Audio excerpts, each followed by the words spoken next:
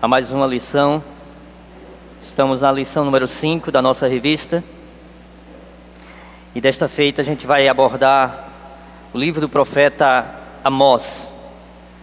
O título da lição é Quem zomba do próximo insulta a Deus.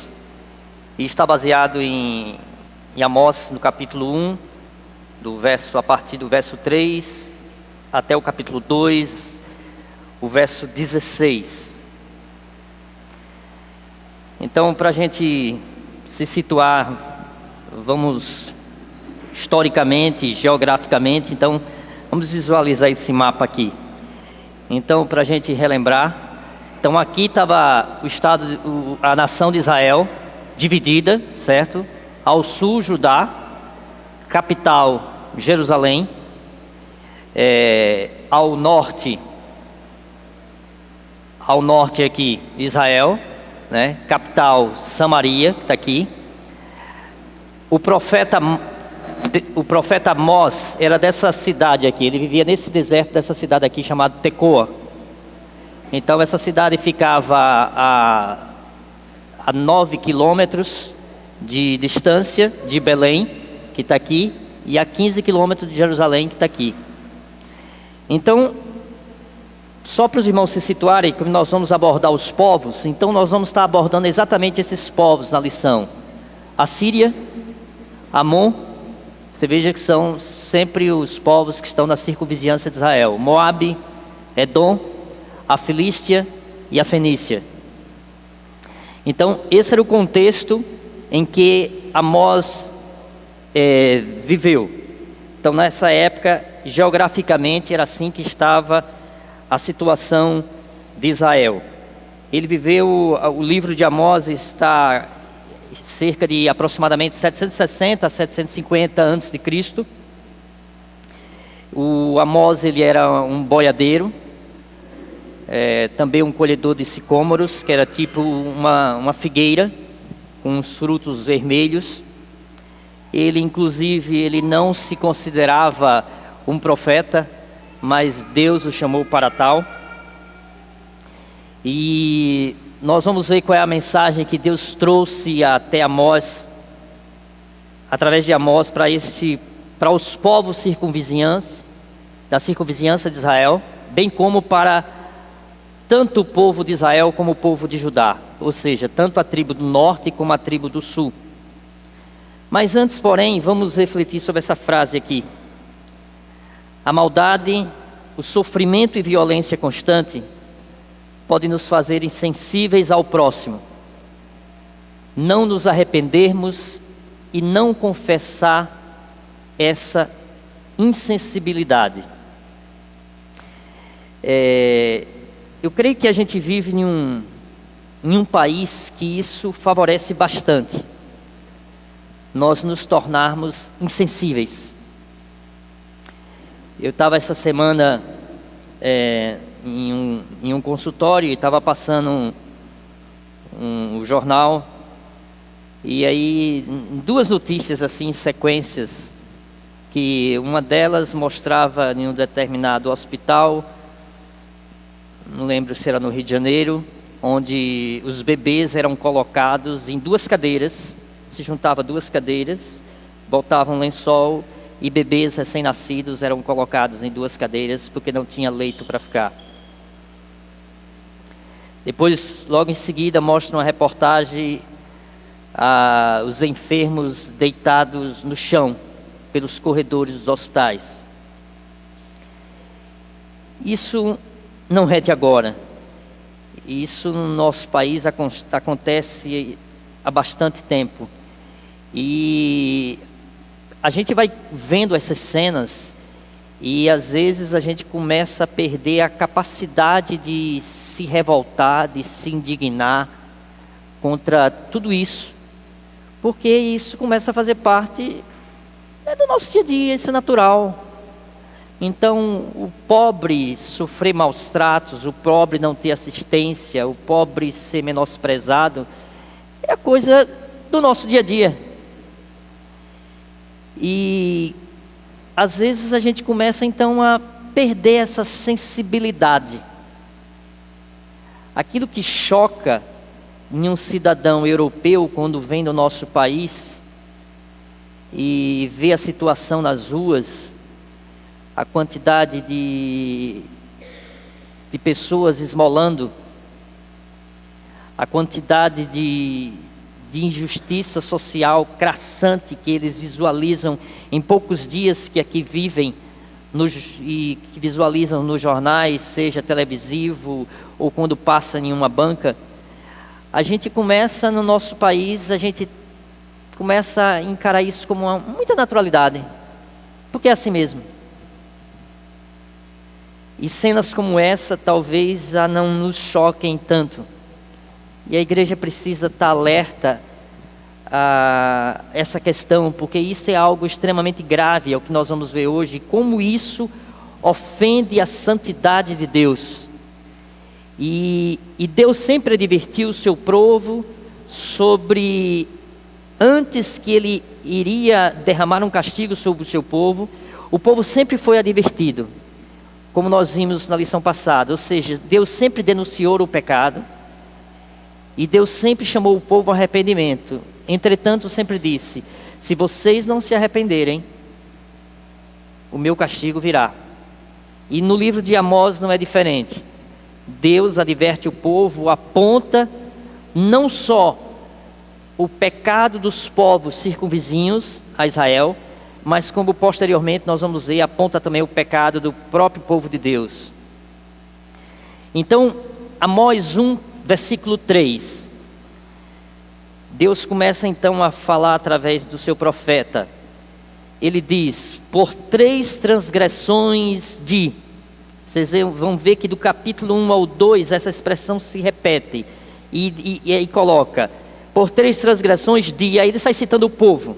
E por 4 não sustarei o castigo. Ou seja, eu não vou retirar o castigo. Essa expressão que vocês vão ver repetidamente, talvez até vocês pensem, lendo esses 2 capítulos, torne até um pouco cansativo quando você vê esses versículos, é porque é utilizado, o Amós usa de uma forma que acontecia com a poesia hebraica. Então, ele vai repetindo, por 3 transgressões de, aí ele cita tal povo, e por 4 não sustarei o castigo. Em outras palavras, pelo montante, pelo abuso das vossas transgressões, eu não vou sustar o castigo, eu não vou retirar o castigo sobre vocês.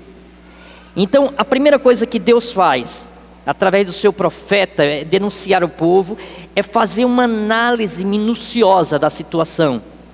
De forma, irmãos, que o juízo de Deus, ele não é um juízo leviano, ele não é um juízo precipitado, tá? Ele é um juízo onde Deus analisa detalhadamente cada situação do povo. E é isso que o texto de Amós vai nos relatar. Quando a gente vê isso no passado, por exemplo, em Babel e em Sodoma, os irmãos lembram o que é que acontece? Em Babel, existe uma expressão lá que Deus diz: descerei, verificarei. A ideia de descer é uma ideia de verificar a situação de Babel. E só depois então ele confunde a língua daquele povo que estava construindo aquela torre que era sinônimo da sua opulência, da sua vaidade, de toda a sua soberba. Em Sodoma também não é diferente. Se os irmãos forem ver nesse texto aí, Gênesis 18, de 20 a 21, a mesma coisa. Ele diz: descerei. E lembram da cena? Ele manda então os anjos dele que adentram na cidade, ou seja, se infiltram dentro da cidade de Sodoma, antes da sua destruição, tanto de Sodoma como de Gomorra. Ou seja, Deus verifica minuciosamente o estado do pecado do povo. Não é uma decisão impulsiva, não é uma decisão por uma ira como nós tomamos às vezes, precipitadamente, e agimos por impulso na nossa ira. Mas com Deus não. A ira do Senhor, ela antecede uma análise minuciosa da situação que o povo estava vivendo. Assim também vai acontecer no juízo final. Apocalipse, a parte 20, versículo 12, fala sobre: e os mortos foram julgados segundo as suas obras, conforme o que se estava escrito nos livros. Esse texto é um texto escatológico onde aborda o julgamento do grande trono branco. E nesse julgamento do grande trono branco, diz lá o profeta João, ele visualiza que Deus revela a ele que os mortos serão julgados conforme as suas obras. E diz que essas obras estão registradas em um livro. Os irmãos têm noção disso?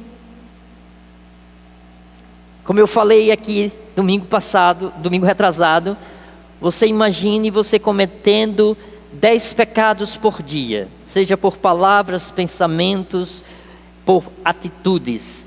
E aí você multiplique vezes 365 dias no ano, né? Esses 10 quanto vai dar, né? Depois você multiplica só por 10 anos. E você vai ver que vai dar uma carga de 70 e tantos mil pecados. Isso só vamos falando só em 10 anos.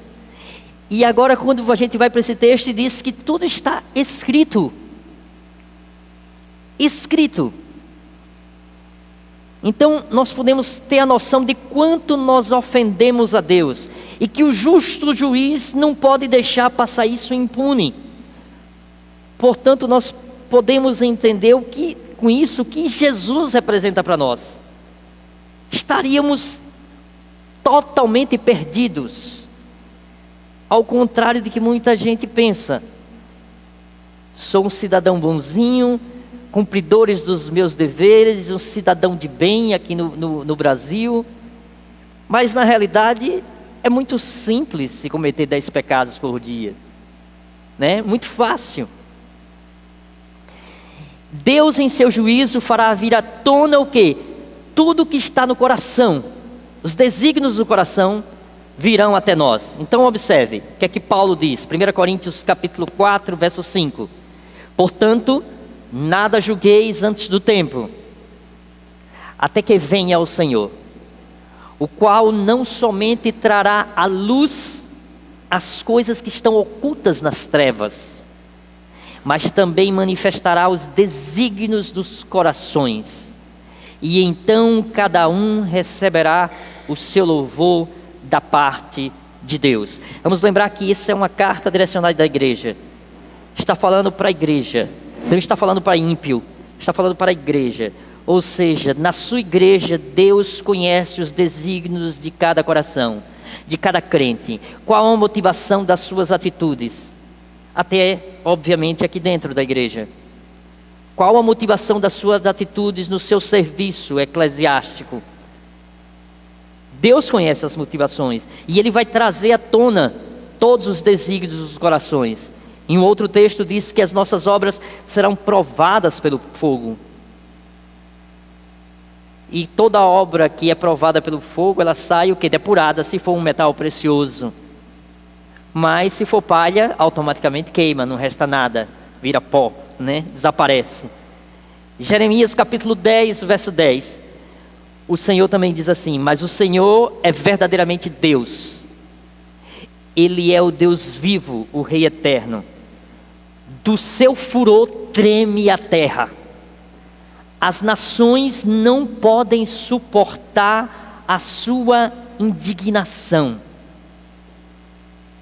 Percebe, irmãos, como esse texto é um texto que mostra um contraponto de que a sociedade às vezes não quer enxergar, que a ideia é que nós temos tão somente um Deus amoroso, um Deus que é Deus de amor, e é o próprio amor na sua essência, sem sombra de dúvida.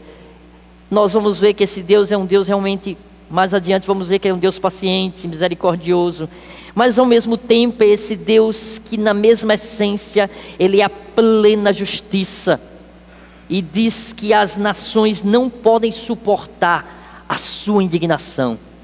É um Deus que se indigna com as atitudes, é um Deus que se indigna com as atitudes dos nossos políticos aqui no Brasil.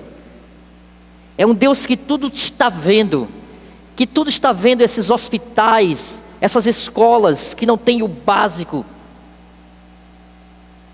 onde muitas vezes os médicos vivem na realidade como se vivessem em um grande campo de guerra, fazendo uma medicina daquilo que está disponível e não daquilo que o paciente precisa.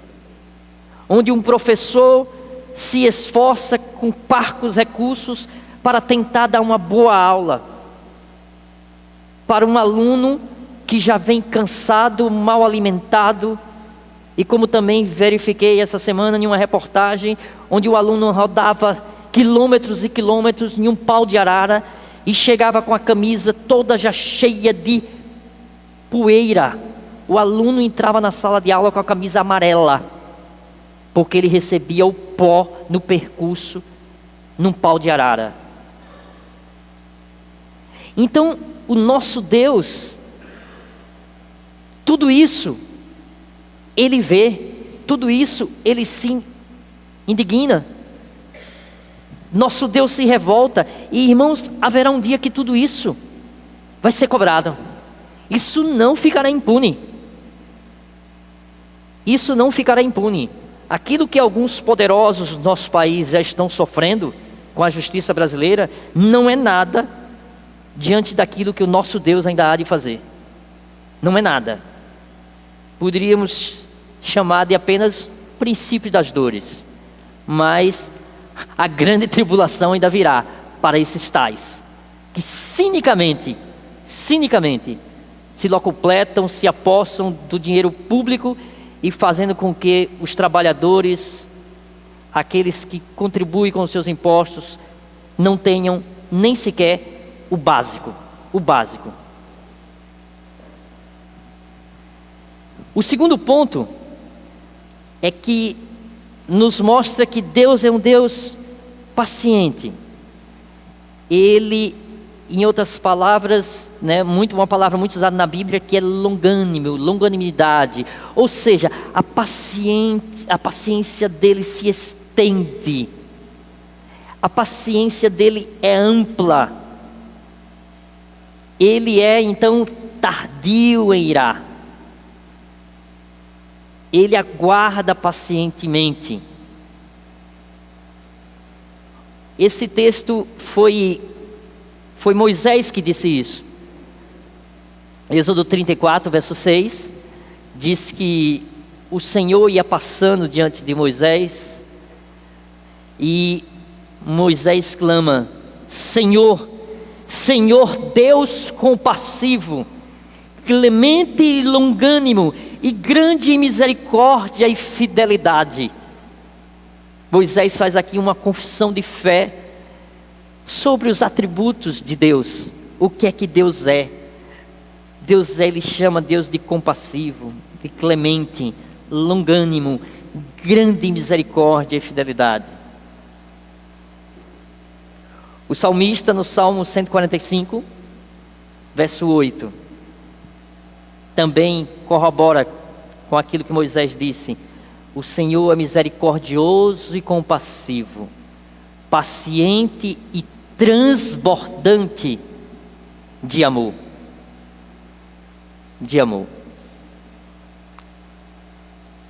E esse é um lado bom, que nós gostamos sempre de lembrar.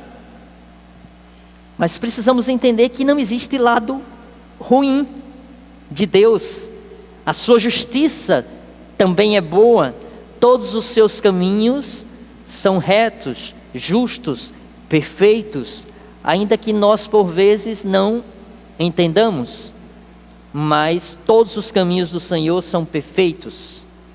E esse processo de longanimidade, ele executa mesmo para com os ímpios. Mesmo para com os ímpios, Deus é paciente. Em Gênesis 15, diz, do versículo 15 e 16, ele disse a Abraão,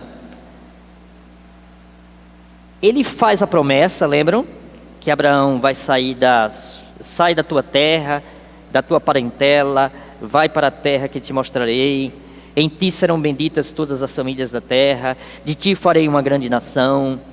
E só que ele também avisa, como Senhor absoluto da história, um Deus que é atemporal, que não está preso ao tempo, Ele, pela sua própria soberania, já tinha determinado que, olha, na quarta geração, vocês tornarão para aqui. Por quê? Porque Ele tinha avisado que a nação de Israel, ela iria para o cativeiro.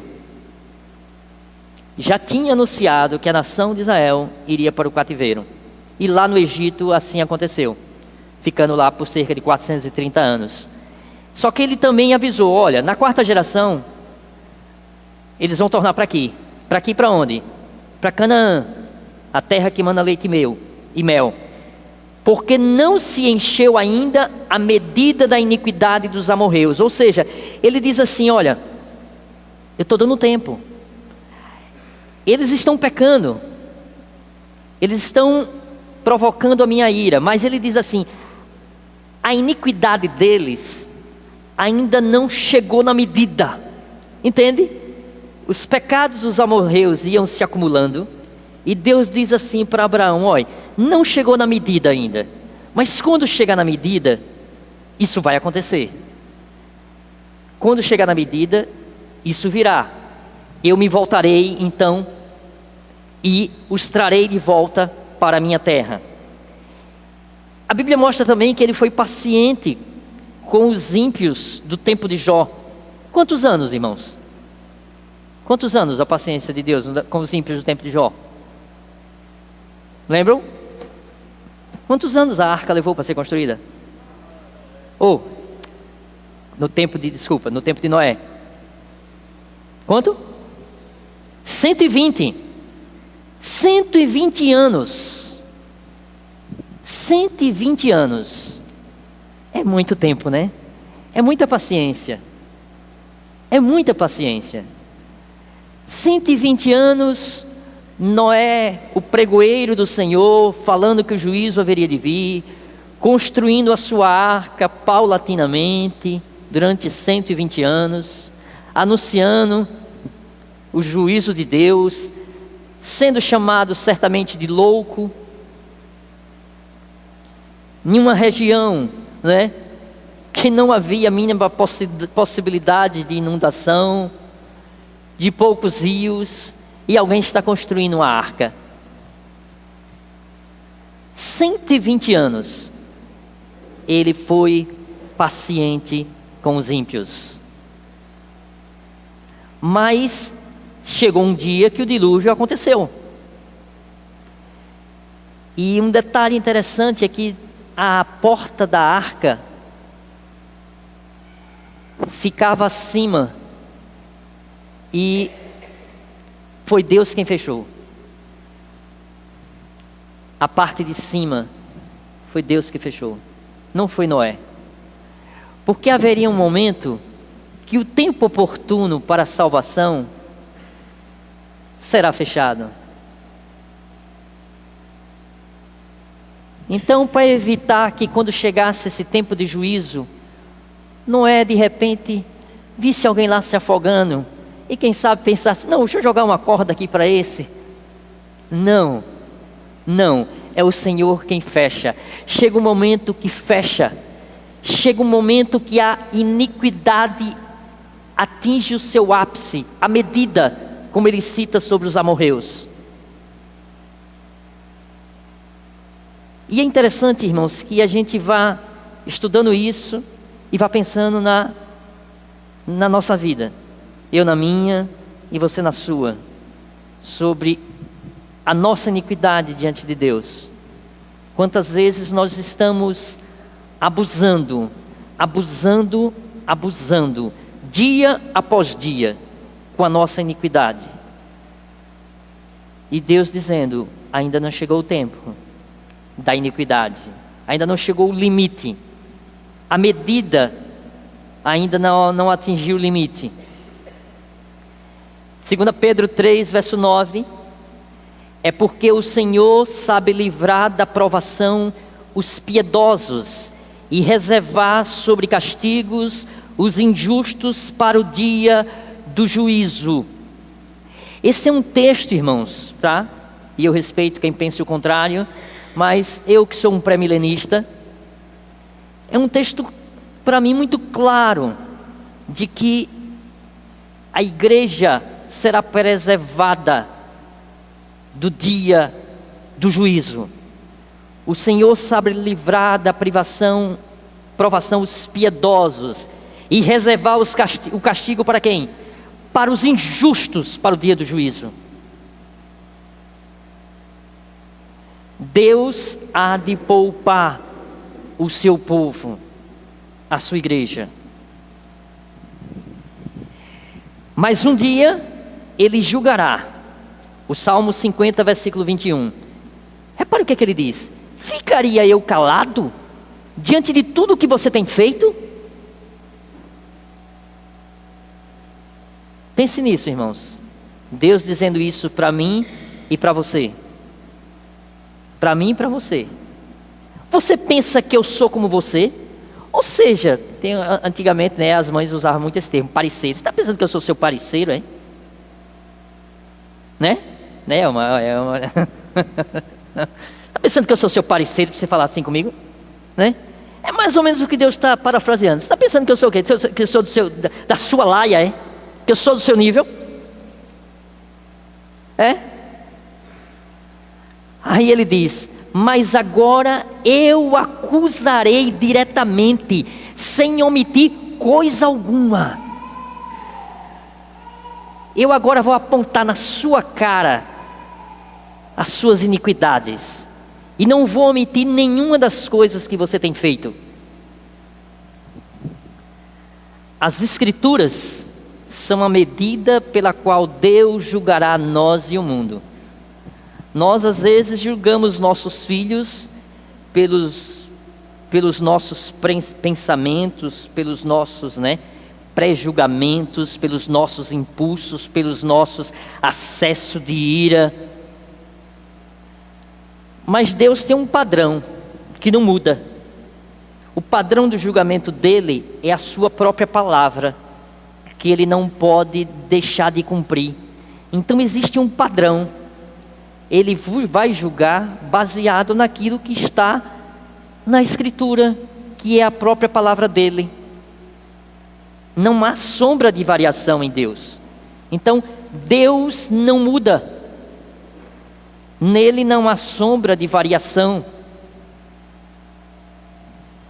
Terceiro, até aí, alguém gostaria de fazer alguma colocação dos 2 pontos que a gente abordou antes de entrar no terceiro?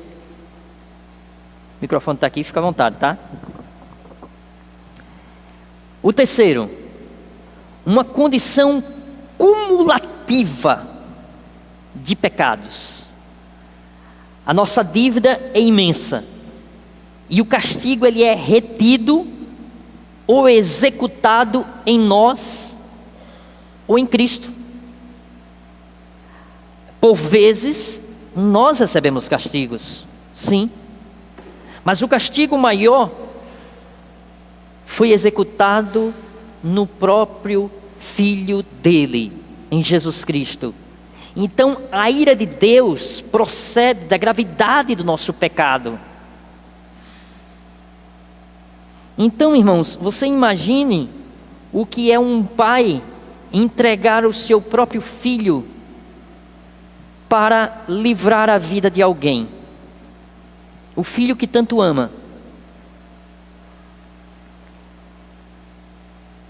Nós que somos pais, imagine, você pegar o seu filho para você jogar no meio de uma raça ruim, para ele lá ser cuspido, surrado, humilhado,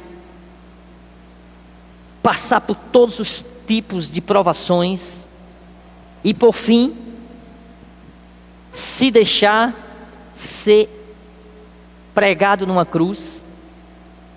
Isso depois de ser chicoteado, isso depois de pegarem uma coroa de espinhos e cravarem no seu crânio, provocando dores terríveis, porque os espinhos entrando no crânio, penetrando nos nervos,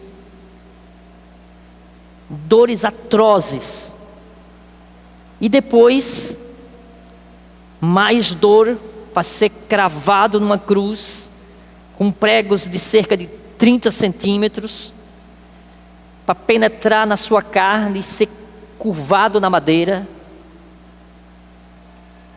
Irmãos, pensem nisso. Tudo isso para satisfazer a sua própria justiça. A sua própria justiça. Semelhante a um justo juiz que chega diante de um réu cheio de culpas e vê que aquele réu não tem condições de pagar o preço, mas ao mesmo tempo ele, como justo juiz, ele não pode simplesmente dizer: olha, está perdoado sua dívida, vai embora, eu vou te inocentar. Não, porque vai ferir os seus princípios de justiça, de santidade. Aí ele chega e diz: vem cá, meu filho, toma o lugar desse, sofre a pena no lugar dele. É isso que Deus fez conosco, irmãos. É botar o Filho dele no nosso lugar, para sofrer toda a pena que nós merecíamos.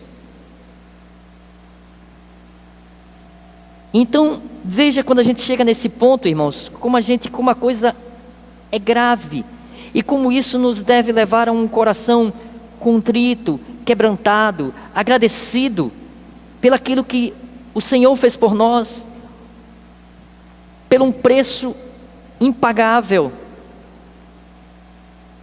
Olha o que é que diz Isaías 53:5. Mas ele foi ferido pelas nossas transgressões, moído, a ideia é esmagado, pelas nossas iniquidades.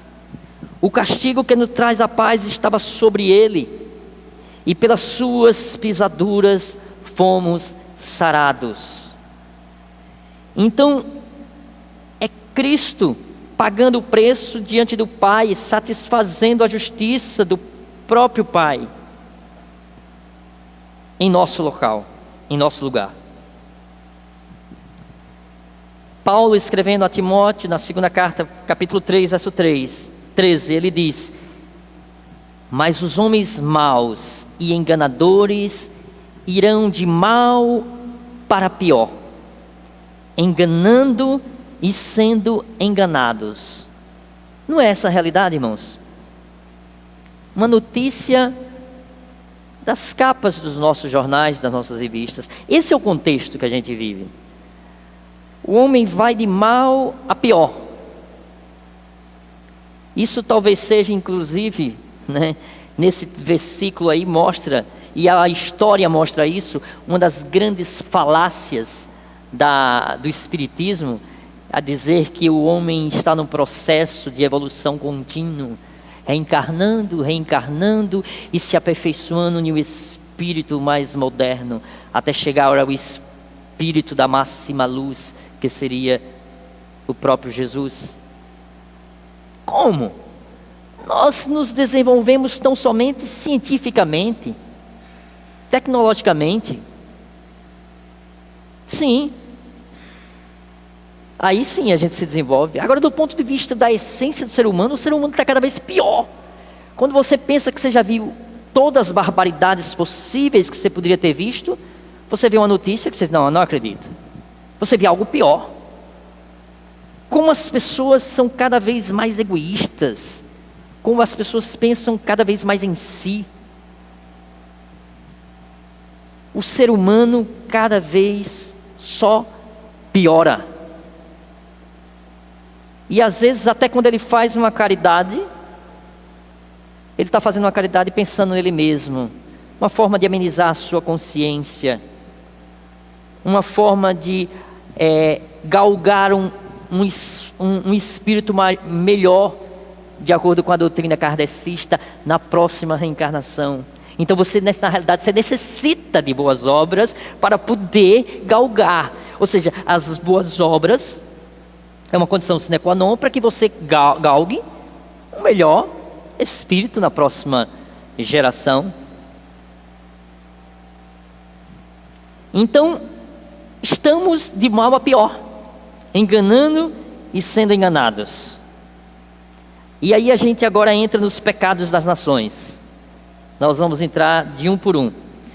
Amós denuncia os pecados das nações contra o próximo. E isso é uma ofensa a Deus. E todos têm suficiente consciência daquilo que é certo e daquilo que é errado.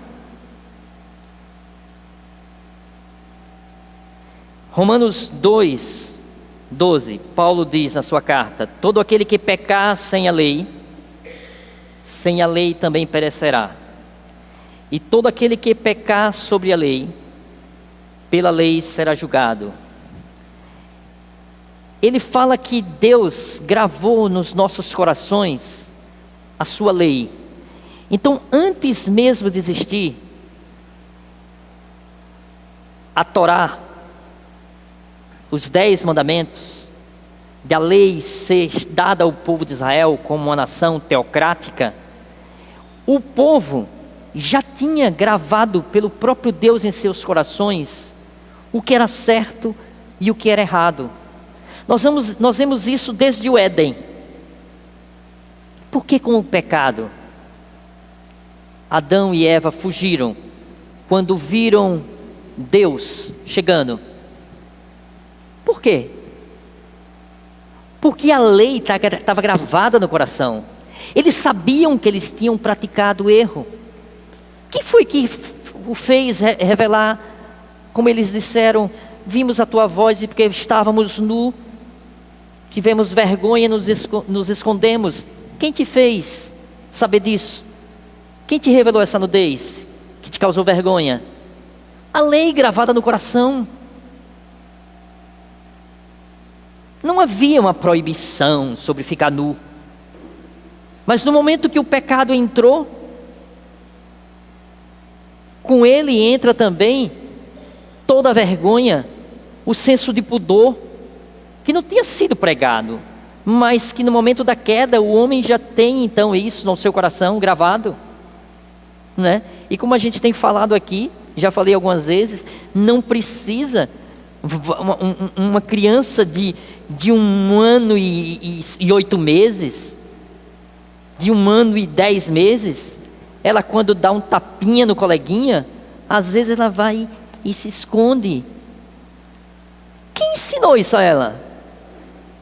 Não precisa ensinar não, porque a lei de Deus está gravada no coração da criança. Então ela sabe que ela fez errado, e por isso que ela vai e se esconde, ou fica com a cara desconfiada. Ela sabe que errou.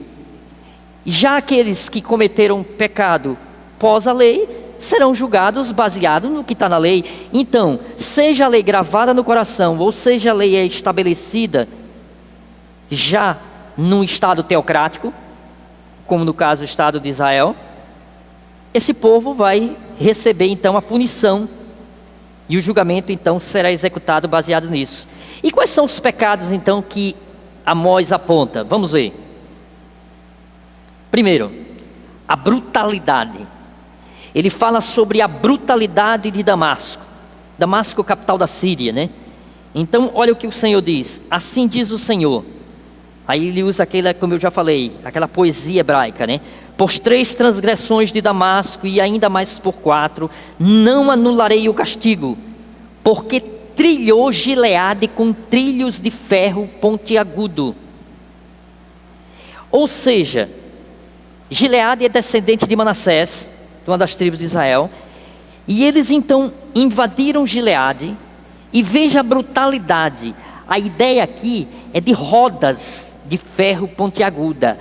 Passou por cima do povo com rodas de ferros pontiaguda. A ideia é como se estivesse debulhando o cereal, sabe? Aquela barra de ferro que era usado basalto ou pontas de ferro. Basalto é um tipo de pedra que servia para isso também. E ele diz que passou por Gileade com trilhos de ferro pontiagudo. Que mais? Além da brutalidade, ele aborda a brutalidade. A brutalidade de Damasco. Agora ele aborda a falta de compaixão de Gaza. Gaza é aquela região que a gente viu que fica perto ali do mar Mediterrâneo, ao lado esquerdo, que é a região dos filisteus, né? Que vem de Filístia, tá?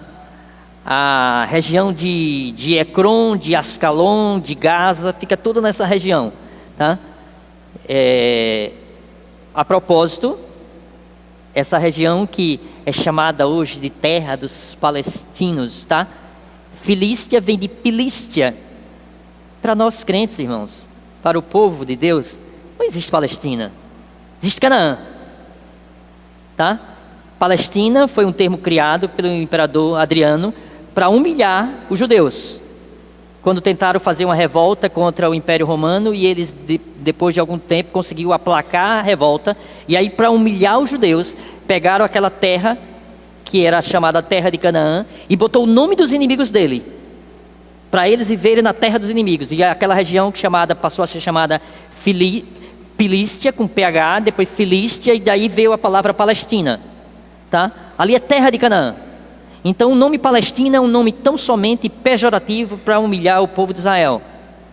Então essa terra, a terra de Gaza, o que foi que eles fizeram? Amós 1,6: assim diz o Senhor, por 3 transgressões de Gaza, e ainda mais por 4, não anularei o castigo. Volto a dizer, essas expressões aí, a ideia está de montante. 3, 4. Aí ele diz, porque levou cativas comunidades inteiras e as vendeu a Edom. Ou seja, fizeram o quê? Cativeiro, sequestro e escravidão. Pegaram o povo, sequestraram e venderam como escravos a Edom. Que mais? Romanos 12,6, olha o que Paulo diz, falando sobre a compaixão, que é um mandamento. Tenham uma mesma atitude uns para com os outros. Não sejam orgulhosos. Não estejam dispostos a associar-se a pessoas. Mas estejam dispostos a associar-se a pessoas de posição inferior. A gente precisa ter cuidado com isso, irmãos, tá? Muito cuidado. Porque às vezes pessoas com nível social, financeiro mais baixo, se sentem às vezes, pela sua própria condição, eles já se sentem porque passaram a vida inteira na sociedade, sendo excluídos, sendo alijados, mendigando um auxílio, mendigando uma vaga numa escola pública. Que isso não aconteça em nome de Jesus no nosso meio, na comunidade dos santos. Mas que todos sejam tratados de igual forma. De igual forma. Porque isso, diz o Senhor, isso é orgulho, isso é presunção, mas nós devemos ter a mesma atitude uns para com os outros. É ordem do Senhor. Provérbios 17:5. Quem zomba do pobre, insulta aquele que o fez. Quem se alegra com a desgraça dos outros, não ficará impune.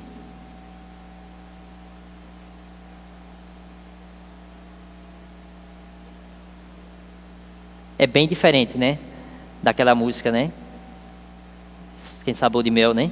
Quem me vê passar pela prova, né? Não tem uma música assim que fala que depois vai, né? Como é? Alguém lembra da letra? Eu sei que diz assim: quem me viu pela prova e não me ajudou vai se arrepender, né? Ou seja, olha, Deus vai descer a madeira em você. Eu estava passando pela prova, você não me ajudou. Tem uma segunda, que até o rei vai bater palma para ele, né?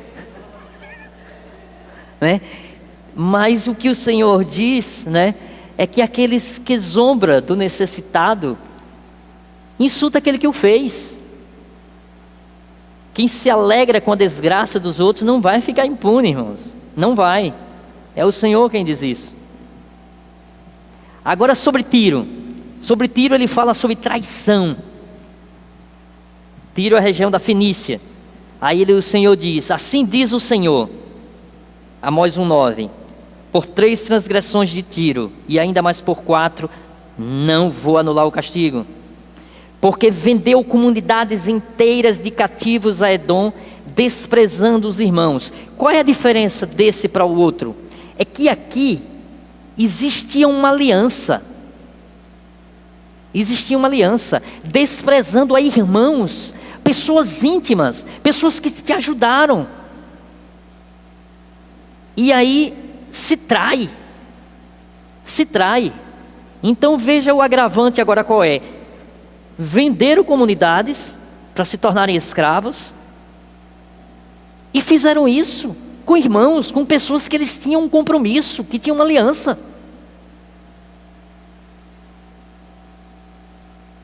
O justo, ele não quebra seu juramento, mesmo que tenha prejuízo. E a gente precisa honrar isso, irmãos. Honrar os nossos juramentos. E eu quero chamar a atenção dos irmãos a uma coisa: o horário é um juramento. Quando a gente acerta um horário, é um juramento. E como nós quebramos isso com tanta facilidade, né? E achamos que não é nada.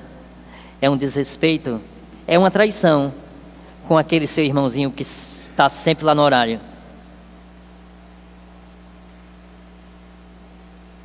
A gente às vezes precisa parar para pensar nas coisas que a gente vai fazendo, e isso vai tornando rotina. Em vez de virar a exceção, vira a rotina.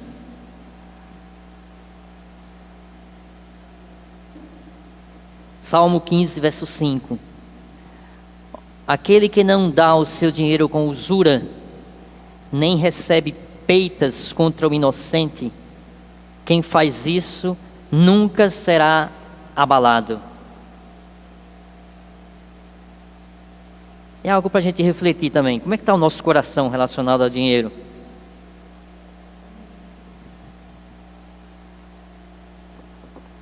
Tem muita gente passando necessidade. E às vezes está do nosso lado. Não estou saindo falando para a gente sair pela rua procurando necessitado. Não, os necessitados Deus coloca na nossa frente. Do nosso lado. Às vezes, eu recebi uma mensagem essa semana de um pastor, mandou um áudio para mim dizendo que uma missionária falou o nome dela. Eu confesso que eu não lembro. Mas falando sobre uma casa de recuperação de drogados, a casa de recuperação Bethesda lá em Lagarto, que está passando por dificuldades e não está tendo comida para dar aos drogados de lá. Aí o reverendo Josadak mandou o áudio para mim, que ela tinha citado meu nome, e a gente aproveitou ontem que foi em Lagarto, e a igreja comprou 4 cestas básicas e mandamos entregar lá. Mas às vezes a coisa acontece assim do nosso lado. E a gente às vezes tapa os ouvidos, fecha os olhos e vai se tornando insensíveis ao sofrimento alheio. A gente está acostumado a ver tanta miséria, né? E às vezes isso acontece, às vezes do nosso lado. Do nosso lado. Agora sobre Edom. Só antes da gente ler o texto, vamos lembrar o seguinte: quem era Edom? Edom, ele foi um descendente de Esaú, ou seja, irmão de Jacó. Significa o quê? Filho de quem? O pai de Jacó e Esaú? Quem era o pai de Jacó e Esaú, irmãos? Isaac. Não acertar, aí a gente ia parar tudo aqui e ia voltar para o ABC. Isaac. Então vejam bem, descendente de Isaac, assim diz o Senhor, por 3 transgressões de Edom, descendente de Isaac, e ainda mais por 4, não anularei o castigo, porque com a espada perseguiu seu irmão, os seus familiares, e reprimiu toda a compaixão, mutilando furiosamente e perpetuando para sempre a sua ira. O que quer dizer perpetuando? Por que a abordagem do perpetuando? Por que Amós cita isso? Porque Esaú e Jacó, depois daquela intriga que tiveram, eles se reconciliaram. Lembram? Aquele encontro, quando Jacó estava voltando? Eles se reconciliaram. E o que o texto mostra é que eles, os seus descendentes, alimentaram essa mágoa furiosamente. E por isso que o texto diz, perpetuando para sempre a sua ira. Pessoas que não conseguem perdoar, que carregam aquele ranço, aquela mágoa durante anos a fins, durante décadas.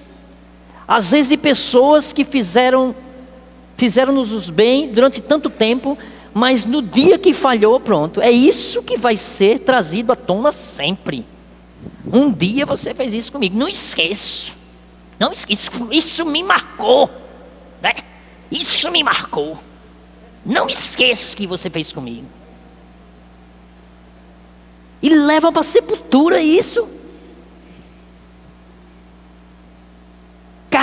Carrega ressentimento. E aí eu vou dar um conselho, irmãos. Se não quer perdoar por amor, pensando no Senhor, perdoe por egoísmo, pensando em você mesmo. Sabe por quê? Porque mágoa só gera, sabe o quê? Ansiedade, que evolui para depressão, e que adoece você. Você pode morar no Japão, a pessoa nem sabe que você está lá no Japão, mas você está carregando ele lá no Japão. Você está lá morando em Tóquio, e você está lembrando, e aquela ira. Então pensando em você mesmo, está entendendo? Porque aí já sabe, olha, ansiedade, depressão, defesa imunológica baixa, daqui a pouco câncer, e por aí se vai, está entendendo? Então, se não for por amor, quiser obedecer, pense pelo menos em você mesmo. Não leva a nada, sabe? Não leva a nada. E eles foram, uma coisa interessante, lá em 1 Reis, no capítulo 11, ressalta que os edomitas, eles foram vassalos. O que era vassalos? Vassalos era quando tinha um sucerano, um rei, e que geralmente esse rei ele era poderoso. Então existiam alguns povos que eles então prestavam serviços para que aquela nação poderosa os protegesse. Então ninguém mexia porque era protegido pelo aquele rei. Então na realidade os edomitas, durante um tempo, eles ficaram como os vassalos de Israel. Só que mais tarde eles se libertaram desse período, se revoltaram já na época de Eliseu, e aí eles criaram armadilhas. Sabe para quê? Para entregar os fugitivos que estavam fugindo de Nabucodonosor. Nabucodonosor, quando foi invadir, aí o povo fugindo. Sabe o que é que os edomitas fizeram? Criaram armadilhas para poder pegar e dizer, está aqui, está fugindo, está aqui, pega eles aqui. Quer dizer, os próprios familiares fazendo isso. Falta de fraternidade. Provérbios 17, 22. O coração alegre é bom remédio, mas o espírito abatido faz secar os ossos. Está vendo aí aquilo que eu falei? É isso que gera ansiedade, depressão, tá entendendo? Aí depois você diz, não sei porque eu estou tão acabado. Não sabe? É isso. É muita coisa que não presta. Muita coisa que não presta acumulada dentro, né? Rir é tão bom, né? Não custa nada, né? É umas gargalhadas, é muito bom, né? Não, Vera? É bom demais rir, né? Então, vamos rir. Não custa nada, é de graça. É de graça. A vida é tão curta, né? Um sorriso, né? Essa semana atrasada eu estava numa clínica e aí entrou, eu estava dentro já do consultório conversando com a médica, e aí entrou uma atendente, né? Numa determinada clínica. Aí eu comentei com ela, fiz questão de dizer isso na frente da médica, eu disse, olha, a atendente mais sorridente daqui da clínica. Porque realmente é a única menina da recepção que ri. As outras parece que trabalham tudo de cara amarrada. Imagine, está numa recepção de uma clínica médica, que o nome já diz, é recepção. Deveria estar com um sorriso, né? O tempo todo não, tudo de cara amarrada. Aí só tem uma menina que ri. Aí eu depois comentei com ela, o que custa? Né? Não custa. Fica tão agradável o ambiente com um sorriso, né? Mas não, mas tem gente que é assim, sabe? Que faz exatamente isso ao contrário. Vive com o coração amargurado, né? E aí traz isso à tona, bota isso para fora, né? Mas o que a Bíblia diz, olha, o coração alegre é bom remédio, né? Mas o espírito abatido faz secar os ossos, vai apodrecendo, vai definhando. Hebreus 12:15. Tendo cuidado de que ninguém se prive da graça de Deus, e de que nenhuma raiz de amargura brotando vos perturbe, e por ela muitos se contaminem. Entendem a ideia do texto, né, irmão? Raiz. Às vezes, olha, a folhagem, né? Você às vezes não consegue entender a razão da folhagem. Aquela folhagem reflete nada mais do que a raiz. Aquele fruto peco, podre, é porque a raiz é podre. É porque a raiz não é boa. Então, na realidade, o que aflora é o que está na base, é o que está na raiz. E aí o Senhor nos adverte pela sua palavra, olha, isso inclusive se priva da graça de Deus. Casais, cuidado, isso nos priva da graça de Deus. Relacionamento dilacerados dentro de casa, não tratados, não resolvidos, raiz de amargura, que a qualquer momento você fica só jogando dentro do armário as suas amarguras, até um dia que você chega e você abre o armário, aí tira as amarguras todas e joga na cara do cônjuge, tudo de vez. Então a gente precisa ter cuidado, isso nos priva da graça de Deus. Agora sobre Amon, crueldade. Olha a crueldade de Amon. Assim diz o Senhor. Aí continua: por 3 transgressões de Amon, e ainda mais por 4, não anularei o castigo. Por quê? Preste atenção nisso. Porque rasgou ao meio as grávidas de Gileade, a fim de ampliar suas fronteiras. Abriu os ventres. Qual é a ideia aqui? A ideia era fazer pavor. Para quê? Para que o pavor sendo disseminado, o povo fugia. E aí eles ampliavam os limites da terra. O povo deixava a casa, deixava tudo, com medo do pavor. Era mais ou menos o que acontecia aqui, né? Eu acho que não, Dona Maria não está aqui hoje, mas na época de Lampião era assim que acontecia. Quando alguém anunciava, que dizia, olha, Lampião está chegando aí, aí a cidade evacuava, todo mundo fugia, né? Então o pavor era disseminado. Então a ideia era justamente criar o terror e fugir. E eles então, como diz o final do versículo, a fim de ampliar as suas fronteiras. Então ele fazia realmente com que a circunvizinhança os temesse, pelas atrocidades que eles faziam, ao ponto de rasgar as grávidas. E de Moabe, olha, assim diz o Senhor. Aí o que ele diz? Que ele não vai anular, por quê? Porque ele queimou até reduzir as cinzas os ossos do rei de Edom. Aí já entra numa questão de um desrespeito. Dentro da cultura da época, pelo menos com os mortos, havia um respeito. Mas nesse caso não, eles pegaram o rei Edom e o queimaram até reduzir as cinzas. Na versão revista atualizada está em cal. Ou seja, fazer com que virasse cinza, desrespeitando até o próprio cadáver.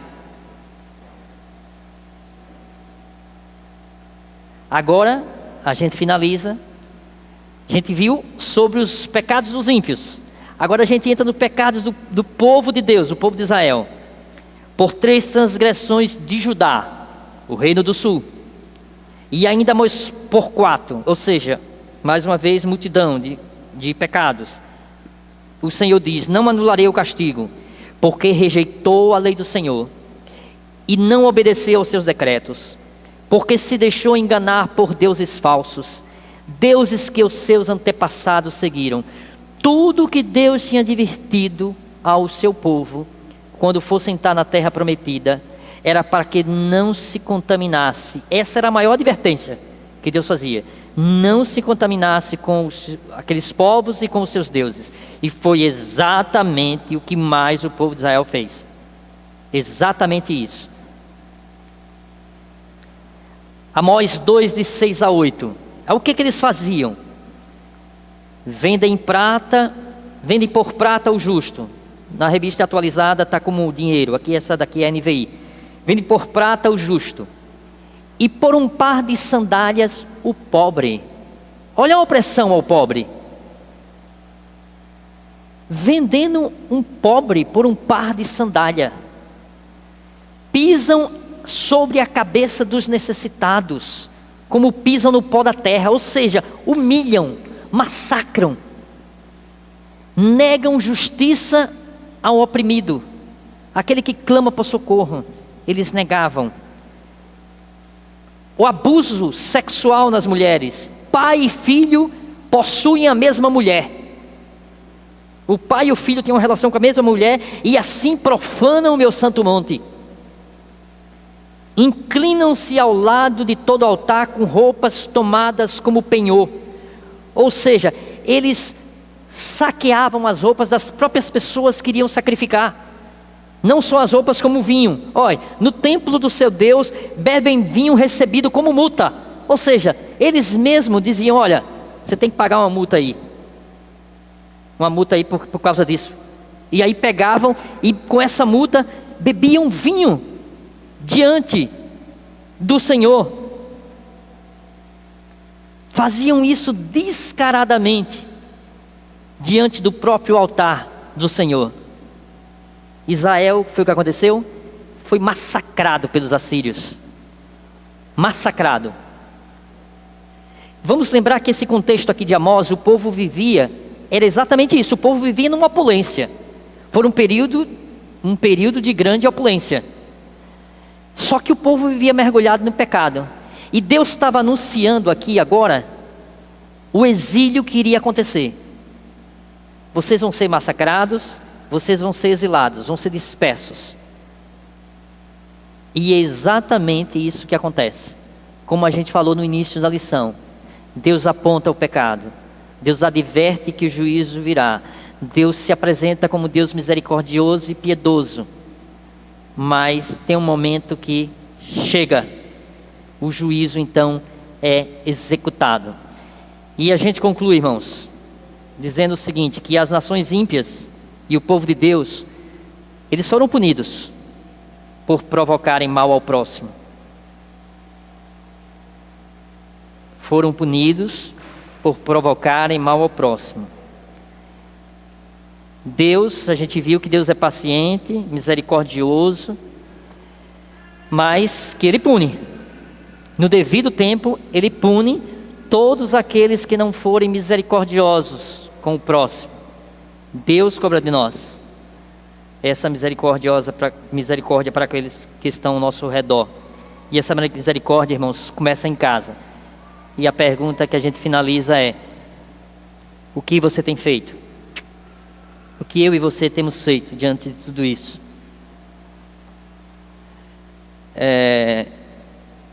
Que Deus não permita, irmãos, que nós percamos a sensibilidade.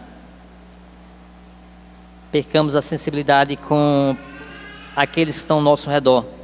Num país tão sofrido, tão carente como o nosso. E que, em nome de Jesus, que Deus nos livre que isso aconteça, em especial no nosso meio. No nosso meio. Discriminação, separação, desconsideração com aqueles mais simples. Que a gente possa estender a nossa destra de carinho, de amor, de ajuda no momento necessário. E Deus honra, não a nós, sobretudo Deus honra a sua palavra, irmãos. Deus faz porque Ele honra a sua palavra. Então tudo que Ele faz está baseado nas promessas dEle. E como que Ele promete, Ele cumpre. Ele honra a sua palavra. E nós vamos a reboque, sendo honrado pela graça e misericórdia dele. Alguém gostaria de fazer alguma colocação? Fique à vontade. Então, vamos orar.